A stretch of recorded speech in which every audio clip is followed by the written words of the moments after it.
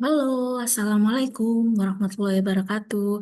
Kembali lagi dengan saya, Marita Lailatul Fitri, dengan Prodi PJJ Informatika NIM 24040102054. Pada kesempatan kali ini, saya akan menjelaskan terkait UTS Natural Language Processing. Nah, pada kesempatan kali ini, dosen saya, Ibu Jian Ramadana Haselistin, Eskom Mkom, memberikan saya tugas untuk meresum terkait LLMS. Nah, meresum jurnal apapun terkait LLMS.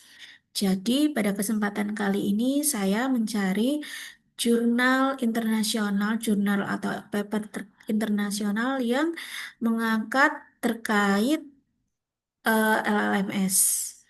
Nah, judul dari paper yang saya mau akan resum adalah MMLMS Recent Advance in Multimodal Large Language Model dengan penulis Du Zhang, Yahan Yu, Jia Hudong, Chen Xingli, dan Su Senshui Chu, dan Dong Yu yang dipublikasikan dalam Finding of the ACL atau Association for Computational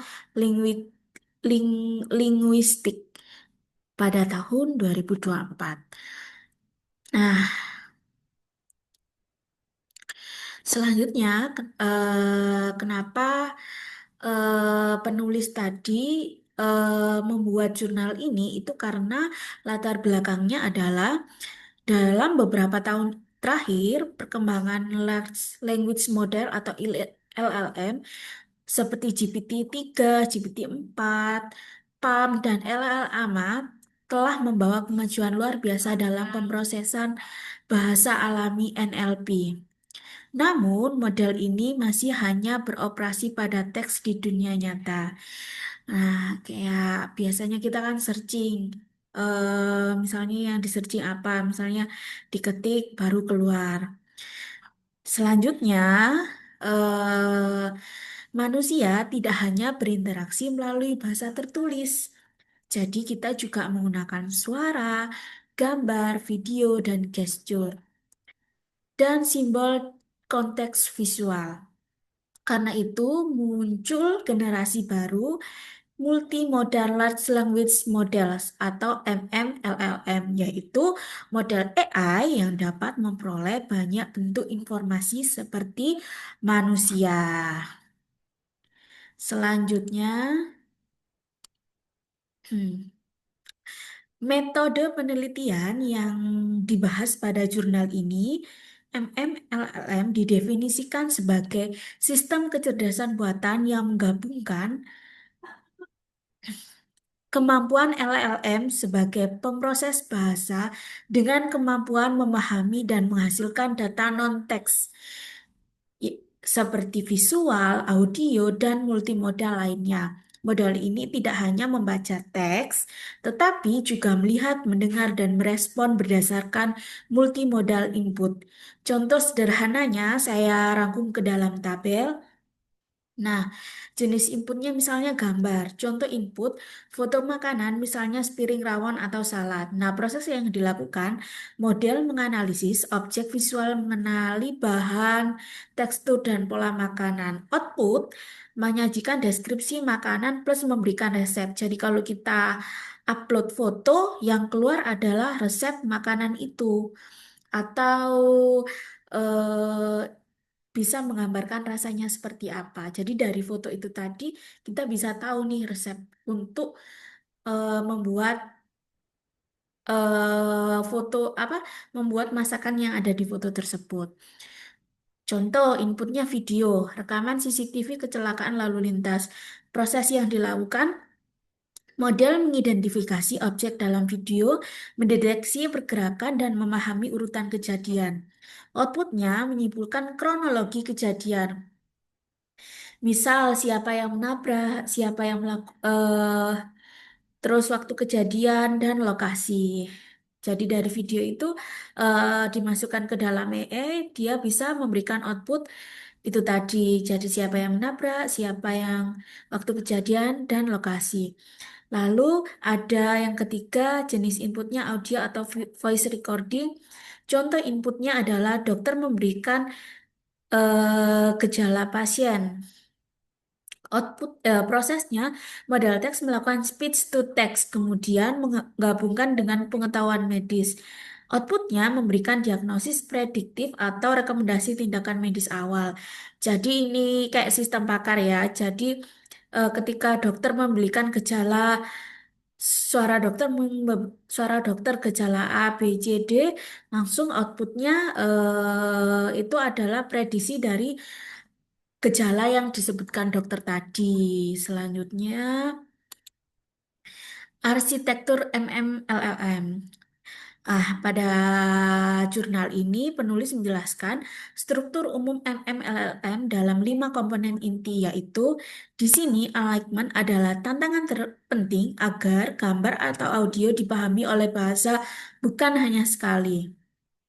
Nah, ini saya rangkum ke dalam tabel. Modality encoder. Fungsinya mengubah input non-text menjadi embedding. Contoh teknologi clip, feed, whisper, SAM. Terus komponennya projector atau alignment layer menyelaraskan embedding multimodal ke format LLM, linear mapping, key formula, cross attention. Contoh lagi komponen LLM backbone, sistem pemrosesan dalam penalaran utama. Contoh teknologinya GPT, LLMA, Queen, dan Vicuna. Komponennya generation module menghasilkan output multimedia, stable diffusion, dan atau TTS model. Selanjutnya, komponen memori context manager mengelola konteks multimodal panjang. Contoh teknologinya transformer attention. Selanjutnya, yang dibahas terkait jurnal ini adalah perkembangan generasi MMLLM. Penulis mengelompokkan evolusinya menjadi 5 gelombang. Gelombang pertama, Vision Language atau Captioning OCR. Contoh model Blip dan Flamingo. Gelombang kedua, Visual Question Answering atau VQA, LL Alpha, Mini GPT-4. Gelombang ketiga, multimodal instruction following, Cosmos 2, Intruct Blip.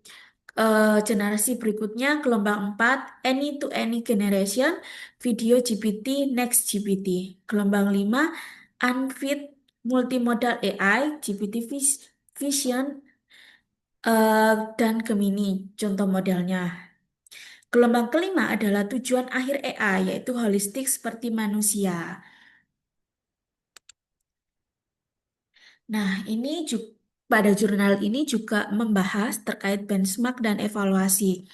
Peneliti menguji berbagai model menggunakan dataset seperti benchmark VQA V2 menjawab pertanyaan berdasarkan gambar, OCR VQA membaca teks dalam gambar, MATVISTA reasoning visual matematis, MMMU penalaran multimodal tingkat universitas, AudioSet FQA pemahaman audio dan audiovisual. Yang hasil utamanya GPT-4, Vision, dan Google Gemini menunjukkan kinerja terbaik pada hampir semua tugas. Yang kedua, model open source seperti LLVA 1.5, Queen, VLChat, instruksi Blip makin mendekati performa model komersial. Nah, pada jurnal ini tidak membahas terkait latar belakang, kelebihan dan lain sebagainya, tapi juga membahas terkait tantangan dan keterbatasan. Penulis mengidentifikasi tantangan besar dalam MMLLM. Tantangannya halusinasional multimodal, yang penjelasannya model salah menginterpretasikan objek visual. Ketergantungan dataset besar melatih membuat GPU mahal dan dataset berlisensi. Isu keamanan dan privasi. Model dapat membaca wajah, ID, dan dokumen. Bias data gambar tertentu dapat dipersepsikan salah. Selanjutnya tantangannya pemahaman real world masing terbatas. Model sering gagal menangkap makna konteks dunia nyata. Besok ya ikut ke mana? BKD siapa? Nanti saya WA aja, Bu. Tak pakai SPP ini. Siapa ini? Siapa? Aku Puta, Bu. Mas Fani, Mas Fani. Mas Fani. Iya. Mas Fani, tak? Mm-mm. Mas, aku dikirim nama lengkapnya ya. Nama lengkapnya.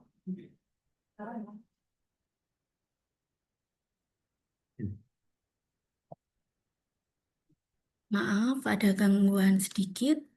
Selanjutnya, potensi potensi aplikasi dunia nyata. Penulis menyoroti beberapa peluang terbaik untuk MMLLM.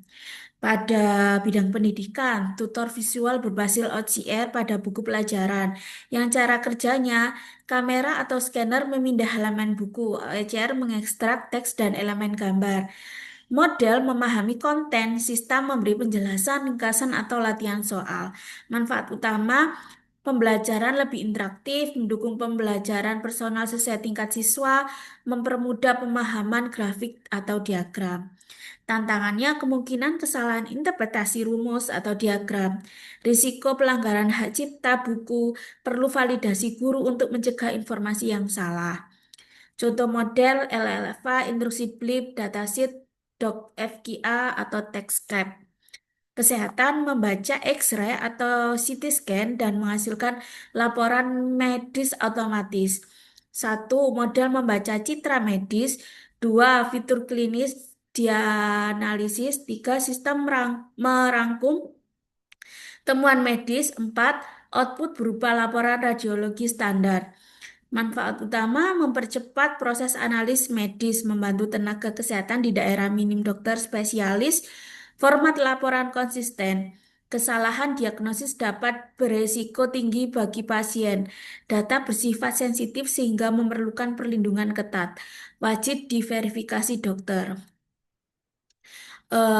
Contoh model datasheet, model MatGPT Vision, Vision LLM, Ventune Datasheet, Chat, Checks Expert, Mimix CXR. Pada bidang industri kreatif, AI designer, storyboard otomatis, generator konten, menggunakan memasukkan deskripsi atau gambar referensi, model memahami gaya dan konteks visual, sistem membuat mock-up dan storyboard atau materi desain. Nah, manfaat utamanya proses kreatif lebih cepat dan efisien, menghasilkan banyak variasi ide, cocok untuk brainstorming dan tim kreatif. Tantangan, potensi pelanggaran hak cipta, resiko plagiarisme atau deepfake, kualitas output perlu kurasi kreator manusia. Model yang ada di sekarang itu Stable Diffusion plus LLM, Control Cosmos 2, Datasheet, Lion, WebFit. Selanjutnya adalah bidang Smart City. Sistem CCTV dengan deteksi insiden dan laporan otomatis. Satu, CCTV menangkap kejadian. Dua, sistem menganalisis objek dan menganalisis pergerakan. Tiga, modal menyusun laporan insiden dan mengirim notifikasi. Manfaat utama, respons darurat lebih cepat, mengurangi kecelakaan fatal, membantu pemerintah menganalisis pola insiden kota. Tantangan dan risikonya gangguan privasi publik, false alarm, dan mengganggu layanan darurat. Memerlukan infrastruktur jaringan real time. Contoh model MM Action Recognition, Rising LLM, Dataset AVA, Accident Detection Dataset. Selanjutnya adalah asistif teknologi, pembaca lingkungan otomatis untuk penyandang tunanetra. Satu, kamera menangkap kondisi sekitar, sistem mengidentifikasi objek, teks, ekspresi, dan konteks visual. Model menghasilkan deskripsi dalam bentuk audio real time. Jadi membantu eh, apa orang tunanetra untuk apa menggambarkan keadaan yang ingin dilihat mungkin ya.